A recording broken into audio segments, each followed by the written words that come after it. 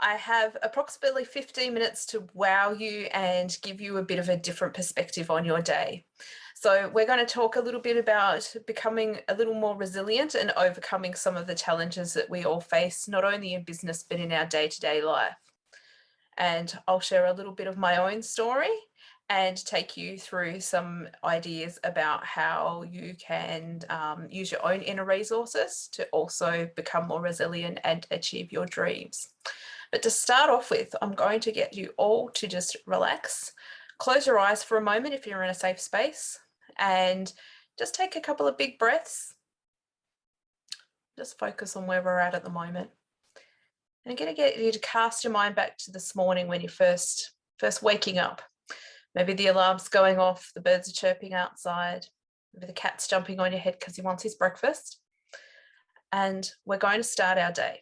But we're going to start our day a little differently than what we normally do. And we're going to start it by continuing to think about doing our day with our eyes closed. So imagine wandering off towards your kitchen, hoping that someone hasn't left the vacuum cleaner in the hallway for you to fall over on your journey to the kitchen. And we're going to start our day with our morning cup of tea or coffee. So I'm going to press the button on the coffee machine or the button on the kettle. And while we're waiting for that to warm up, off we go to the fridge to grab our milk. Now I'm all assuming that we do drink white tea or coffee, but don't grab the orange juice because I can attest the orange juice in a cup of tea is absolutely disgusting. So make sure that you grab the milk out. Remember, this is all happening with your eyes closed. We head back towards, I would advise doing this on the kitchen sink. So grabbing our favorite cup. By now, we pop the little tea bag into the cup. Our kettle's boiled, carefully pouring the water into the cup, making sure we don't burn ourselves. Pop the milk in, don't overflow the cup. Time to put everything away now, still with our eyes closed. Now, the reason that we did this on the kitchen bench, on the kitchen sink, is because there's probably a bit of a mess to clean up now, but that's okay. I want you to open your eyes now and imagine taking a sip of that cup of tea that we've just made. Ugh, most disgusting cup of tea you've probably ever made in your life, and you've got a big mess to clean up now. Good thing for me, I have learnt to do things like making cups of tea and the equivalent of many other things in the dark. And that's because I've grown up visually impaired or legally blind since I was very young. So I guess for me, building resilience and overcoming challenges are something that's happened in my life as a general, just a process. I grew up in an outback town called Broken Hill in very far western New South Wales. In the days before the internet, yes, I am a little bit of a dinosaur, we had very, very low resources. The big smoke was Mildura at about 3.5 hours away and Adelaide at about 5.5 hours away. So as you can imagine, not a great amount of medical support and certainly not a great amount of social support and educational support. So I learned to be resilient straight away and to rely on my own resources. And I think we've all got that ability to do that. And sometimes we don't realise what those resources are until push comes to shove and we're faced with a situation that makes us realise that we need to tap into those resources. So when we think about business, what are some of the things that are the challenges and the adversity that you face? Some of those things might be the challenge of technical problems. Some of us have faced those this morning here with Zoom, and we all know, mute, unmute, the computer's not working. Whoa, why is my internet not working? All of those things have an impact upon us. And it's once again, how calm and resilient you are to get you through those situations. And it might also be things like supply issues, angry customers, your own staff, your own self, and your ability to manage. The bottom line, and of course, our lovely friend COVID that has affected us all in the last few years. So how do we get past these challenges? And some of us have obviously got better coping mechanisms than others. And some of them are things that we can implement really easily. So you might find that you're really good at managing other people, but not managing your own stress. So today we're going to look at the top 5 tips I find that I share with people to help them become more resilient and overcome the challenges. So the first one of those is trying to abandon those negative thoughts. Quite often we have this little picture of the little devil on one shoulder and the little angel on the other shoulder. And that little devil often wins out, telling us all the things that we can't do, all the things that are going to go wrong, all the things that are going to be a problem to us. And I think quite often we let that devil, he's not just whispering in our ear, he's shouting out loud.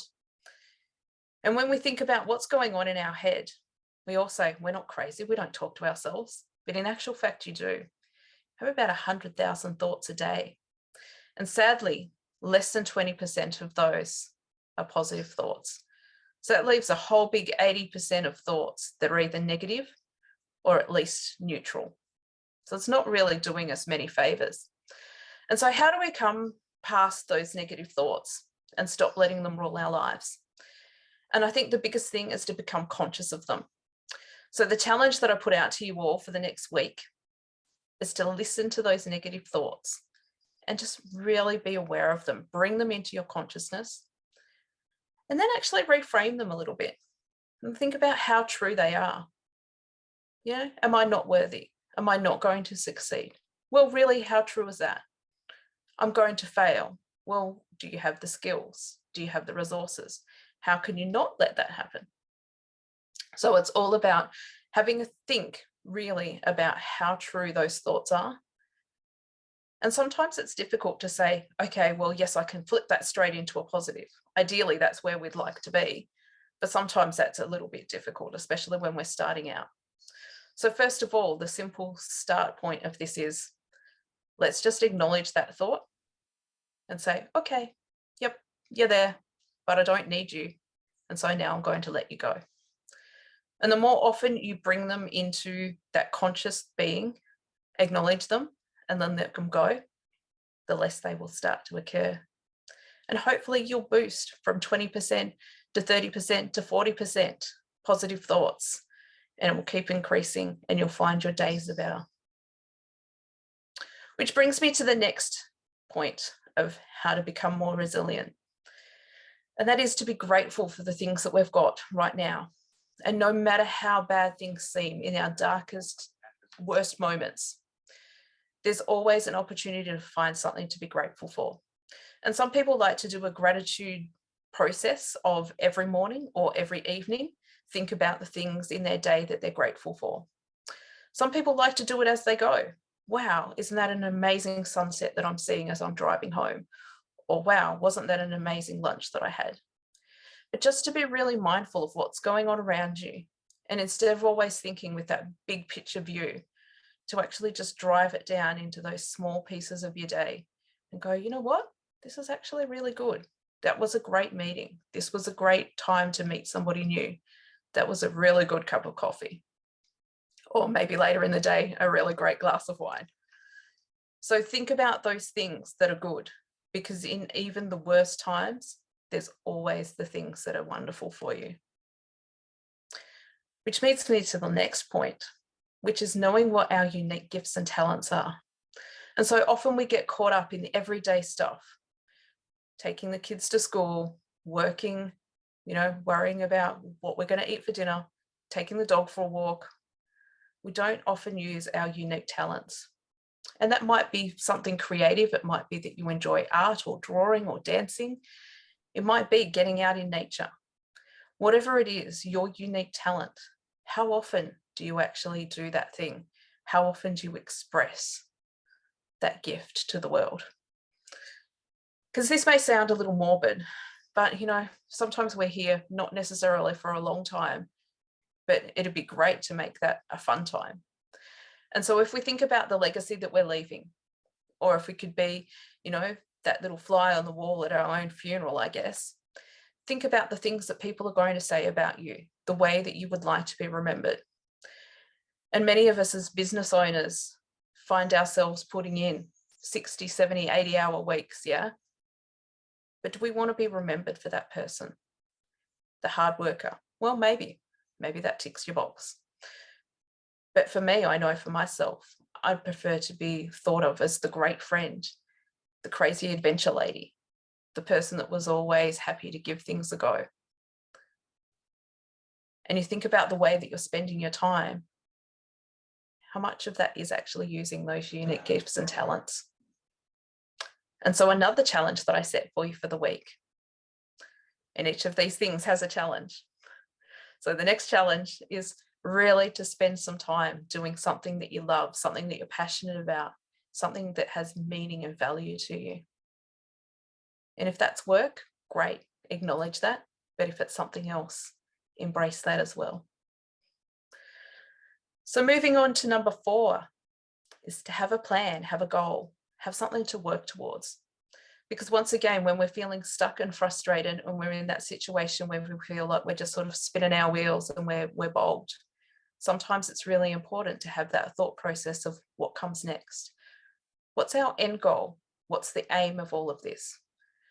So I know for me, when I'm dragging my way through the invoicing, the business stuff that I don't like, I think, you know what?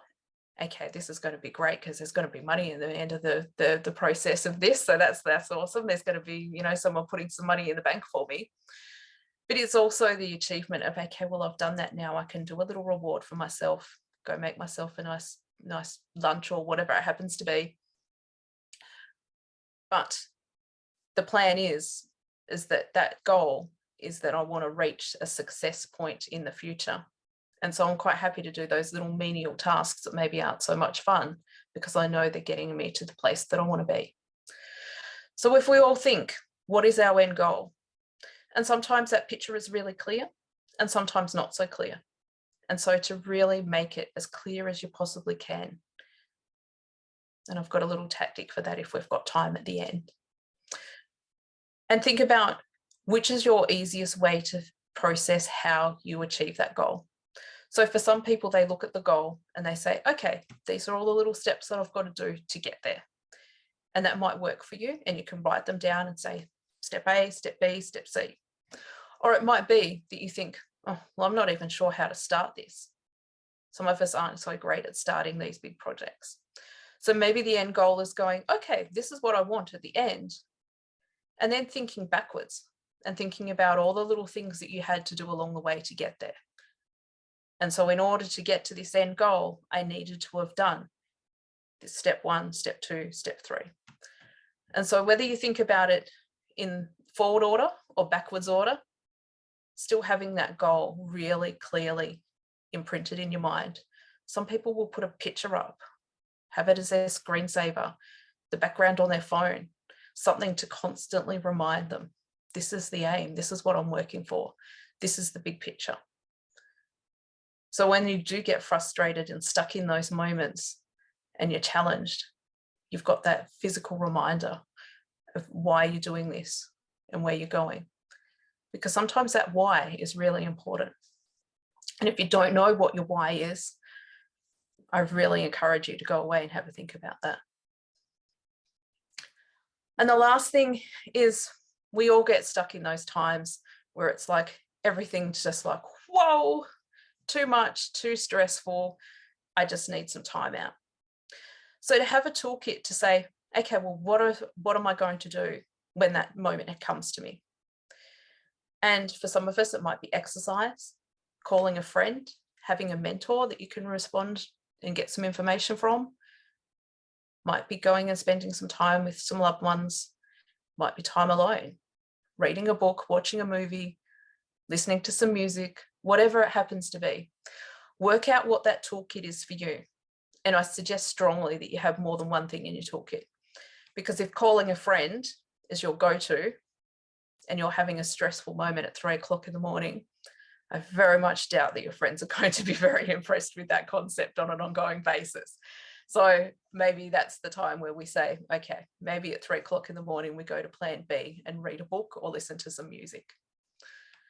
So have a think about those things that tick your box. And think about what it is that's going to get you through those moments. For all of us, it's something different. It might be something calming like meditation. It might be something really energetic like exercise. But whatever it is, something to take your mind off of whatever that challenge is for right now. And then we'll let you come back to it at some later point with a different perspective, a clearer mind. And, you know, we all think about challenge and adversity and think, gosh, you know, why do we need this? This is so difficult. Like, why is life so hard sometimes? And we can all reflect on the worst situations that we're faced in life, whether it's been loss of a loved one, loss of a job, maybe financial difficulties, medical or health issues. We've all got those moments. So let's have a think. Just capture that worst moment of your life so far.